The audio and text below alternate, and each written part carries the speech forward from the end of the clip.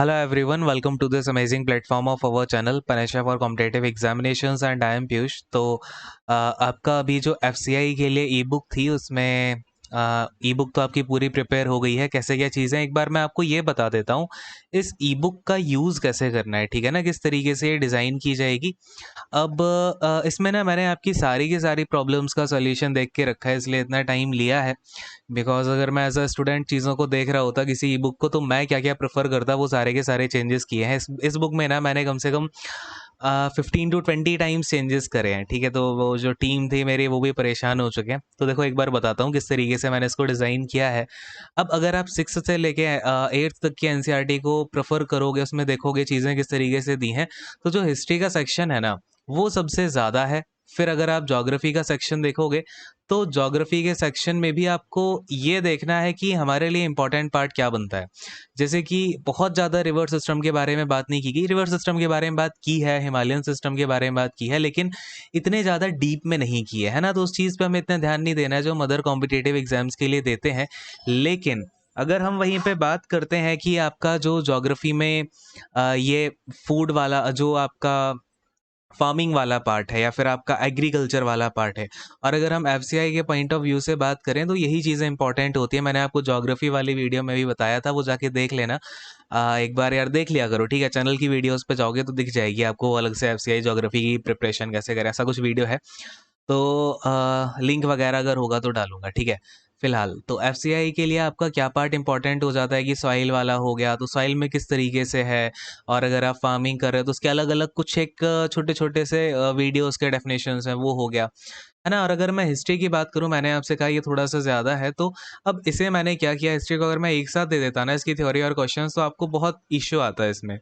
तो क्या किया गया है इस ई-बुक में कि हिस्ट्री के जो भी आपका हिस्ट्री है, इसको 3 पार्ट में हमने डिवाइड किया है। फर्स्ट पार्ट, सेकंड पार्ट और थर्ड पार्ट, ठीक है? इसको फ़ेज़ बोला है, history phase 1, history phase 2, history phase 3। और इसे भी किस तरीके से मिलेगा ना, जो आपका एप्लीकेशन होगा उसमें भी मैं पूरा वो जो कोडिंग है उसकी ऐसी है कि आप अगर ई-बुक के अंदर जाओगे, एक आपको उसमें सब्जेक्ट मिलेगा हिस्ट्री, एक मिलेगा ज्योग्राफी, एक मिलेगा आपको अलग से इकोनॉमिक्स का फ़ोल्डर, एक मिलेगा जनरल साइंस यानी कि जीएस का फ़ोल्डर।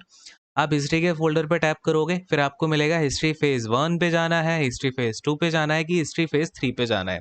आप हिस्ट्री फ़ेज़ 1 पे क्लिक करोगे, फिर आपको यहाँ पे 2 पीडीएफ मिलेगी। एक होगी किसकी, कि हिस्ट्री फ़ेज़ 1 की जो भी आपकी थ्योरी है, ठीक है ना? फिर हिस्ट्री फ़ेज़ 1 से रिलेटेड जो अलग से क्वेश्चंस होते हैं 300, वो हमने यहाँ पे इंक्लूड किए हुए हैं कि आप भई फ़ेज़ 1 की थ्योरी पढ़ो समझ के, उसके फिर क्वेश्चंस की प्रैक्टिस करो। फिर ऐसे ही फ़ेज़ 2 के अंदर उसकी थ्योरी मिलेगी, फिर इसके प्रैक्टिस क्वेश्चंस मिलेंगे, ठीक है? फिर आपको फ़ेज़ 3 की पूरी थ्योरी मिलेगी, फिर आपको यहाँ पे इससे रिलेटेड जितने भी आपके क्वेश्चंस होते हैं, अभी तीनों हिस्ट्री के तीनों फ़ेज़ेज़ के अंदर 300 प्लस 300 प्लस 300 यानी कि अकेले हिस्ट्री में आपके 900 के ऊपर ही है शायद, ठीक है? 900 के ऊपर क्वेश्चंस हैं, और ये सारे के सारे फ्रेशली प्रिपेयर्ड हैं। लाइक आपका जो भी एनसीईआरटी के पॉइंटर्स होते हैं, इंपॉर्टेंट क्वेश्चंस बन सकते हैं जहाँ से, वहाँ से वो सारे प्रिपेयर किए गए हैं, ठीक है? इसलिए यहाँ पे टाइम लगा है, ऐसा नहीं है कि कोई क्वेश्चन आया वो सीधा चिपका दिया। तो चीज़ें टाइम लेती हैं यार, अच्छी चीज़ें। तो इस तरीके से आई होप आपको क्लियर हुआ होगा, ठीक है? हिस्ट्री में इस तरीके से मिलेगा। फिर आप जैसे ही ज्योग्राफी वाले पे टैप करोगे, तो ज्योग्राफी वाले में जाके आपको मिलेगा ज्योग्राफी की थ्योरी। अब ज्योग्राफी की थ्योरी में क्या है कि हमने इसे एक साथ डाला है। क्यों डाला है उसका रीज़न आपको समझ आएगा, क्योंकि सारी की सारी चीज़ें उसमें कॉन्टिन्यूएशन में आपको मिलेंगी। फिर आपको लेकिन इसका जो क्वेश्चन आंसर का है वो हमने 3 सेट में लगा दिया, बिकॉज़ एक साथ अगर आप वो 800-900 क्वेश्चंस पढ़ोगे तो आपको इतना ज़्यादा समझ नहीं आएगी चीज़ें। तो उस चीज़ का भी मैंने ध्यान दिया है कि ज्योग्राफी में फिर आपको सेट 1 के क्वेश्चन आंसर क्वेश्चंस और वो जो भी प्रैक्टिस करने का मटेरियल है वो मिलेगा। फिर ऐसे ही आपको सेट 2 करके मिलेगा, फिर आपको सेट 3 करके मिलेगा, ठीक है? ये आपका प्रोग्राम हो गया ज्योग्राफी के अंदर। फिर ऐसे ही इकोनॉमिक्स के अंदर आपको हमने इकोनॉमिक्स को जो है 2 फेजेज़ में बाँट दिया है। जैसे ज्योग्राफी को 3 में, हिस्ट्री को 3 में। फिर आपको जनरल साइंस का पार्ट अभी अपडेट नहीं हुआ है, लेकिन आपको ये जब आप ये एक पूरी चीज़ ले लोगे ना, तो उसके अंदर ऐड ऑन भी होता जाएगा। फिर आपका ये जनरल साइंस का पार्ट होगा। दूसरी बात, जो कई बच्चों का क्वेश्चन था कि सर हम दूसरे एग्ज़ाम के लिए भी प्रिपेयर करेंगे। तो अगर आप किसी और एग्ज़ाम के लिए प्रिपेयर कर रहे हो और ये आपने इससे हिस्ट्री पढ़ लिया, ज्योग्राफी पढ़ लिया, इकोनॉमिक्स और जनरल साइंस, तो इससे बाहर क्वेश्चन नहीं जाएगा। क्यों? क्योंकि मैंने यहाँ पे ऐसा नहीं है कि सिर्फ एनसीईआरटी का ही ये चीज़ देखी है या फिर सिर्फ एफसीआई पॉइंट ऑफ व्यू से है, जैसे कि मैं आपको दिखाता हूँ। तो अब ये फेज़ 1 की जो है आपकी ई बुक है। फेज़ 1 की जो थ्योरी है, ये देखोगे आप बहुत ज़्यादा प्यार से और रिगरस एनालिसिस से लिखी गई है ये बुक।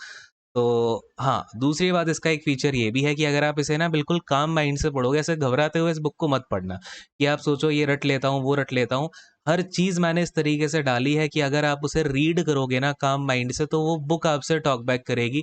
बुक में आपको समझ आएगा कि यार यहाँ पे ये ऐसे क्यों हो रहा है, आप एक-एक करके ना पढ़ते जाना। फेज़ 1 पूरा निपटा लेना, आपको दिमाग में ना पूरी पिक्चर क्लियर हो जाएगी कि क्या-क्या चीज़ें हैं। तो ये अंडरस्टैंडिंग बेसिस अंडरस्टैंडिंग किस तरीके से डेवलप हो, बहुत ही मतलब क्रिस्प नोट्स भी बनाए हैं, उनमें फैक्ट भी मर्ज किए हैं और उसको इस तरीके से प्रेज़ेंट किया है कि वो अंडरस्टैंडिंग आपके दिमाग में घुसे। तो बस यही चीज़ है यार, जिस पे काफ़ी ज़्यादा टाइम लगा है। अब देखो, क्या किया है ना हमने, जैसे हिस्ट्री है, तो हिस्ट्री में आपका एनसीईआरटी वाला पार्ट तो पूरा थ्योरी का डाल दिया। अब ये फेज़ 1 की बात हो रही है। बट लेकिन यहाँ पे कुछ पैनेशिया ज्ञान है, हिस्ट्री पैनेशिया ज्ञान हो गया किंगडम्स का, जो कि क्वेश्चंस आएँगे, ठीक है? ये एफसीआई के लिए भी इम्पोर्टेंट है। तो बेसिकली आपको हर सेक्शन में ना कुछ-कुछ हमने बोनस पार्ट प्रोवाइड किया है। वैसे तो बोनस पार्ट आपको, जैसे मैंने बताया था ना, हिस्ट्री पे आप टैप करोगे आपको 2 सेक्शन मिलेंगे। एक मिलेगा हिस्ट्री की थ्योरी की पीडीएफ फेज़ 1 की, फिर आपको यहाँ पे फेज़ 1 के यहाँ पे क्या मिल जाएँगे, प्रैक्टिस क्वेश्चंस मिल जाएँगे, क्वेश्चन आंसर्स मिल जाएँगे 300। फिर क्या होगा ना, ये हिस्ट्री के ही अंदर आपको एक फ़ोल्डर मिलेगा हिस्ट्री बोनस, ठीक है ना? History bonus theory. अब उस बोनस थ्योरी में हमने क्या किया है, जो भी सीजीएल वगैरह के एग्ज़ाम होते हैं, तो उसमें कुछ-कुछ टॉपिक को बहुत डिटेल में ले जाते हैं। जैसे कि अगर आप सल्तनत की बात करोगे, तो उसमें दिल्ली सल्तनत में हर एक राजा के बारे में डिटेल में पढ़ना होता है। लेकिन वो एफसीआई के लिए तो एनसीईआरटी वाला पार्ट है, तो वो इतना बहुत ज़्यादा डिटेल में नहीं है। तो हमने क्या किया है कि जो बेसिक एनसीईआरटी के नोट्स हैं, वो तो हमने इसमें प्रोवाइड करा दिए। और जो एक्स्ट्रा चीज़ें होती हैं वो हमने बोनस में कर दिया पूरा का पूरा डिटेल में। जैसे कि मुगल्स हो गए और आपका दिल्ली सुल्तान्स हो गए, उसके में बहुत डीप में जाके पूछता है एसएससी वाले जो क्वेश्चंस आते हैं, वो हमने पूरा बोनस पार्ट में इंक्लूड करके थ्योरी दे दी, है ना? और अब क्या हुआ, कुछ बोनस पार्ट ऐसा था जो कि एफसीआई पॉइंट ऑफ व्यू से भी बहुत ज़्यादा इम्पोर्टेंट है, तो वो हमने इसी एफसीआई वाले पार्ट में ही डाल दिया। लेकिन ये आपको दिखा दिया गया है कि भैया ये बोनस पार्ट का ही एक हिस्सा है, लेकिन एफसीआई के लिए भी इम्पोर्टेंट है। तो ये बुक आपसे खुद ही बात करेगी, आप बुक को पढ़ते जाओगे, सब समझ आता जाएगा कि कहाँ से क्या मुझे करना है, राइट? तो इस तरीके से आपको ये देखो, ये थोड़ा-सा इंस्क्रिप्शंस जो है वो बहुत इम्पोर्टेंट हो जाते हैं, इसलिए हमने इनको अलग से यहाँ पे दे दिया। जितने भी इम्पोर्टेंट चीज़ें हैं आपका, क्योंकि ये और ये चीज़ आप पहले अगर पहले दी गई है ना, तो पहले ही पढ़ के आना है इसको, है ना? ये चीज़ें हो गई। और ये थोड़ा-सा डायनेस्टी वाली चीज़ है, क्योंकि ये क्वेश्चंस आते हैं, ठीक है? वो हमने वहाँ पे डाल दिए। अब फेज़ 1 के जो भी थ्योरी और एनसीईआरटी के नोट्स बनते हैं, वो आपको यहाँ पे मिलेंगे। स्टार्टिंग से देखो, बहुत यार क्रिस्प वे में भी रखा है, और जितने क्वेश्चंस जहाँ से बनते हैं, वो भी हमने डाले हैं, ठीक है? तो जैसे मेहरगढ़, अब ये मेहरगढ़ जो है वो एनसीईआरटी में अलग से डिनोटेड है और इसके क्वेश्चंस आपको देखने को मिलेंगे, जबकि अदर एग्जाम्स में नहीं आता। तो हमने वो मेहरगढ़ वाली चीज़ भी थोड़ा-सा एक पैरा में डाल दी है। ये देखो अलग से आपको इस तरीके से दिखेगा। फिर अपना ये तो अर्लियर सिटीज़ हो गए, और जो भी इन्फो वगैरह है छोटी-छोटी। अब क्या होता है, कुछ-कुछ चीज़ें आपको पढ़नी ज़रूरी हैं, तो वही हमने इसमें डाली, है ना? ऐसा नहीं है कि उठा के जो भी है पूरा भर दिया। तो आप इसे पढ़ते जाओगे, समझते जाओगे, सारी चीज़ें क्लियर हो जाएँगी, और इतना ही पढ़ना है ना? जो भी हमने इसमें डाला हुआ है, वही चीज़ें आपको कवर करनी है। और ये देखो कोस्ट के साइड में जो भी है, फिर सिल्क रूट के बारे में जितने क्वेश्चंस बनते हैं, बुद्धिज़्म का स्प्रेड हो गया, पिलग्रिम्स हो गए। अब ये देखो जितने भी पिलग्रिम्स यहाँ पे इंडिया में आए हैं ना, वो हमने सारे एक साथ डाल दिए, तो इसमें कोई दिक्कत ही नहीं आएगी, छोटे में आपका सारा चीज़ कवर हो गया। पैनेशिया ज्ञान आपको यहाँ पे हर जगह मिलेगा। पैनेशिया ज्ञान इज़ व्हाट, कि यहाँ से क्वेश्चंस आपके अब बनेंगे, है ना? ये थोड़े से इंपॉर्टेंट पॉइंट्स हैं, तो ये पैनेशिया ज्ञान में हमने कवर करवा दिए हैं। और एक चीज़ देखो, जैसे कि प्रशस्तीज़ हो गया, तो एनसीईआरटी में प्रशस्तीज़ के बारे में बहुत कुछ है। तो हमने पहले प्रशस्तीज़ को समझा दिया कि यहाँ पे भई एक बार बेसिक से अंडरस्टैंडिंग ले लो कि प्रशस्तीज़ होते क्या हैं। बिकॉज़ ये प्रशस्ति के बारे में पूरे के पूरे 2-3 चैप्टर हैं एनसीईआरटी के अंदर, कि किसके क्या प्रशस्ति हैं, उनमें क्या चीज़ें मिली हैं, उससे हमें क्या-क्या देखना है। तो वो चीज़ पूरा इस तरीके से, इसलिए मैं आपसे बोल रहा हूँ कि ये जो बुक है ना, ये आपसे खुद बात करेगी। अब प्रशस्तीज़ के बारे में समझोगे तो, और इवन ये जो प्रशस्ति है ना, ये आपका फेज़ 2 में भी कंटिन्यू करेगा, क्योंकि लगातार एनसीईआरटी में इसका यूज़ हुआ है। तो फिर ये अलग-अलग जिसके भी प्रशस्तिज़ हैं वो हम देख लेंगे, ठीक है? हर्षवर्धन का हो गया, देन यहाँ पे कुछ देखो, जैसे कि ये तीनों हैं, तो इनसे ना काफ़ी क्वेश्चंस बनते हैं, पल्लवा, चालुक्य और पुलकेशिन II। लेकिन इसको बहुत डिटेल में नहीं पढ़ना है, तो जितने भी छुटकू क्वेश्चंस बनते हैं ना, वो हमने इस वाले पूरे इसमें 1-2 पैरा में कवर कर दिया है। फिर अपना ये जो भी बिल्डिंग्स या पेंटिंग्स इंपॉर्टेंट हैं, टेम्पल्स जो भी इंपॉर्टेंट हैं, जितनी इंपॉर्टेंट चीज़ें होती हैं ना वो सारी कवर हो गई।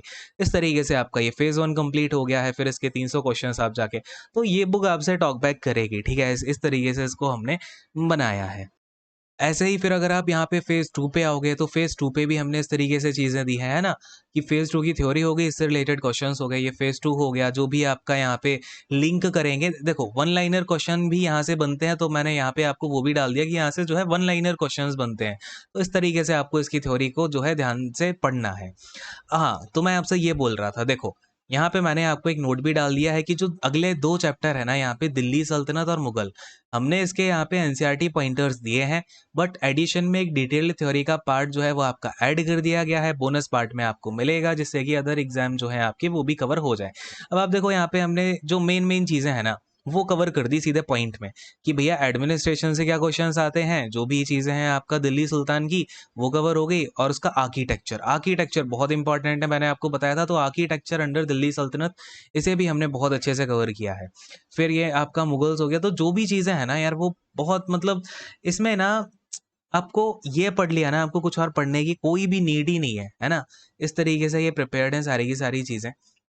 एंड हाँ, ये देखो यहाँ पे जो भी ये जहाँ पे आपको थ्योरी को अच्छे से ध्यान से देखना है क्योंकि यहाँ से मैंने क्या बताया वन लाइनर क्वेश्चंस बनेंगे।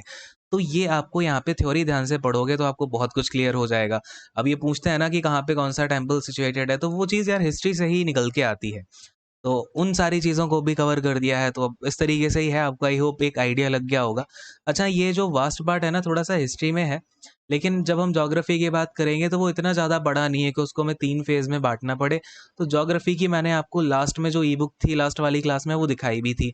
फिर अगर इकोनॉमिक्स की बात करें, तो इकोनॉमिक्स में हमने क्या किया है, जैसे कि एफसीआई वाला जो पार्ट हो गया और जो फूड सिक्योरिटी से रिलेटेड चीज़ें हो गई, वो हमने यहाँ पे बहुत ही अच्छे से डाली हुई हैं बिकॉज़ एफसीआई के जो क्वेश्चंस आएँगे ना वो सबसे पहले यहीं पे स्ट्राइक करेंगे, है ना? तो इकोनॉमिक्स में हमने ये चीज़ें कर दी हैं, फूड सिक्योरिटी हो गया और आपका फिर पॉवर्टी वगैरह हो गया। तो इन चीज़ों को अच्छे से हमने डाल दिया है और जो भी आपका इम्पोर्टेंट चीज़ें इकोनॉमिक्स से आ सकती हैं, वो सब भी डाल दी गई हैं। इसके भी क्वेश्चंस हो जाएँगे। जनरल साइंस में अब जो है वो ये है कि जनरल साइंस में अगर मैं आपको थ्योरी दूँगा, तो वो या तो बहुत बड़ी होगी या जो भी चीज़ें, तो मैं सोच रहा हूँ जनरल साइंस में आपका जैसे आप ले लोगे ई बुक, तो उसमें सबसे पहले आपको क्वेश्चन आंसर मिल जाएँगे, ठीक है? जैसे इसको भी मैं सोच रहा हूँ 3 फेज़ में बाँट दूँ जनरल साइंस को या 4 फेज़ में। उसमें आपको क्वेश्चन जो भी हैं इम्पोर्टेंट वो दे देता हूँ एनसीईआरटी से निकाल के पहले, फिर धीमे-धीमे आपकी इसमें थ्योरी अपडेट करा दूँगा, ठीक है? क्योंकि थ्योरी अगर आप जनरल साइंस की पढ़ने बैठोगे अभी तो वो फिर यार मतलब ज़्यादा फ्रूटफुल नहीं होगी, है ना?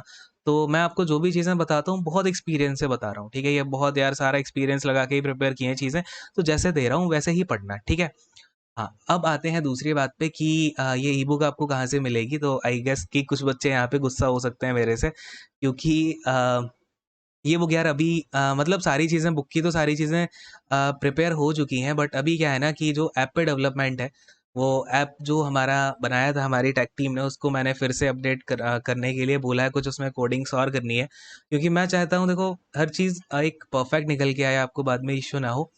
तो अभी उसमें क्या है ना मैंने फिर से वो सारा कुछ हो गया था प्रिपेयर और सारी चीज़ें बढ़िया हो गई थी, बट मुझे कुछ और फीचर्स उसमें ऐड कराने थे और आई मीन वो फिर आप जब वो ऐप डाउनलोड करोगे सो दैट आपको उसमें बहुत सारी चीज़ें मिले, करंट अफेयर के स्निपेट्स मिलें, क्विजेस भी मिलें, टेस्ट भी मिले, उसमें हम सारी चीज़ कर पाएँ, है ना?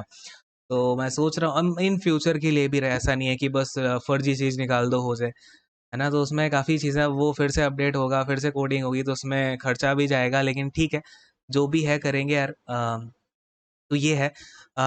तो अब रिलीज़ डेट जो है वो इसकी आप 24th लेके चलो, क्योंकि मुझे बोल रहे हैं कि वो 21, 22 को जो है कंप्लीट करके पूरा का पूरा ऐप प्ले स्टोर पे डाल देंगे। अभी क्या हुआ वो ऐप प्ले स्टोर पे आ गया, फिर मुझे उसके कुछ फीचर्स पसंद नहीं आए, मैंने उसको फिर से बोला है कि इसको आप अलग तरीके से कोड करो और तो उसमें यार थोड़ा-सा अभी एक 4 दिन का टाइम तो उन्होंने बोला है कि सर 4 टू 5 डेज़ का टाइम लगेगा उनको, तो अब बस आपको ये रुकना है, बट और फिर मैं थोड़ा-सा ओल्ड स्कूल भी हूँ, तो 24th को दिवाली भी है और एक बहुत ही शुभ क्या बोलते हैं ऑस्पिशियस एक वो बोलते हैं ना मुहूर्त है, राइट? तो वो मुहूर्त भी अच्छा बन रहा है और हमारा पहला ऐप है, उस 24th को आपको ये मिल जाएगा, ठीक है? गुस्सा मत होना। एक 6-7 दिन का टाइम ही है ना। 7th डे पे आपको मतलब ई बुक तो पूरी प्रिपेयर हो गई है, ऐप भी आपका आ ही जाएगा, वहाँ पे आपको सारी चीज़ें मिल जाएंगी। और मुझे थोड़ा सा उसमें ऐड ऑन ये सब कराना था कि ये अलग अलग पूरा हो, तो वो सब मैंने करने को बोला है। अब गुस्सा मत होना, ठीक है, कि इतना लेट क्यों कर रहे हो सर। थोड़ा सा हो जाएगा लेट, आपका एग्ज़ाम तो वैसे भी जनवरी में है ना, अभी आपके पास बहुत टाइम है करने के लिए, ये सब आप आराम से कंप्लीट कर पाओगे। दूसरी बात कि जनरल साइंस में ना जो मैं आपको दूंगा, आपने अगर देखा हो फेज़ 1 में 8th तक का बोल रहे हैं, फेज़ 2 में 10th तक का बोल रहे हैं, तो वो मैं आपको दोनों अलग तरीके से दूंगा कि आप 8th तक का आपको मैं अलग बंडल दे दूंगा, 10th तक का अलग बंडल दे दूंगा, जिससे कि आपको फेज़ 1 की तैयारी भी हो जाए आराम से और फेज़ 2 की भी हो जाए, ठीक है। जनरल स्टडीज़ यहाँ पे भी आपका दोनों की ही तैयारी हो जाएगी। और मुझे देखो यार, अब रिलीज़ हम 24th को कर रहे हैं, मुझे भर भर के कमेंट चाहिए, हर जगह फैल जाना चाहिए कि भैया गोल्डन बुक आ रही है, इस बुक का नाम दिया है मैंने गोल्डन बुक। और अब यही बुक आपको मार्केट में भी मिलेगी, अगर पब्लिश होके मिलेगी तो। तो यही चीज़ें हैं। इसके अलावा कोई अगर डाउट होता है तो कमेंट सेक्शन में डाल देना। थोड़ा सा यार गुस्सा मत होना कि सर लेट कर रहे हो, लेट कर रहे हो। अब बस 6-7 दिन और वेट कर लो, इतना किया ही है, ठीक है। तो टेक्निकल चीज़ों में यार मेरे को तो इतना नॉलेज नहीं है कि मैं पट पट कर दूं, है ना, तो उसमें थोड़ा सा टाइम ले जाएगा। और बाकी वो क्या होता है ना, डेवलप मैं उनसे बोल भी दूं कि यार तुम 10-12 घंटे काम करके ये सारी चीज़ जल्दी जल्दी करो, बट वो जो प्ले स्टोर की पॉलिसी होती है ना, वो ऐसी है कि वो ऐप को देखते हैं, 1-2 दिन बैठ के पूरा उसको रिव्यू करते हैं, तब जाके डालते हैं। और अभी हम मैं फिर से अपडेट करा के पुश करा रहा हूँ, तो थोड़ा सा ये 2-4 दिन का टाइम दे दो, ठीक। आई गेस आपको क्लियर हो गया होगा हम जो भी चीज़ें कर रहे हैं, और आपको ये कब मिलेगी बुक। फिलहाल इस सेशन को अब यहीं पे एंड कर देता हूँ। मुझे बड़ा डर लगता है यार ये चीज़ बताते हुए कि अब ये थोड़ा सा डिले जा रही है, क्योंकि तुम लोग पता नहीं यार एकदम वैसे भी पीछे पड़े हुए हो कि जल्दी करो, है ना। तो ये चीज़ है, और एंड करता हूँ फिलहाल इस सेशन को। Thank you so much, God bless you all, take care and bye bye.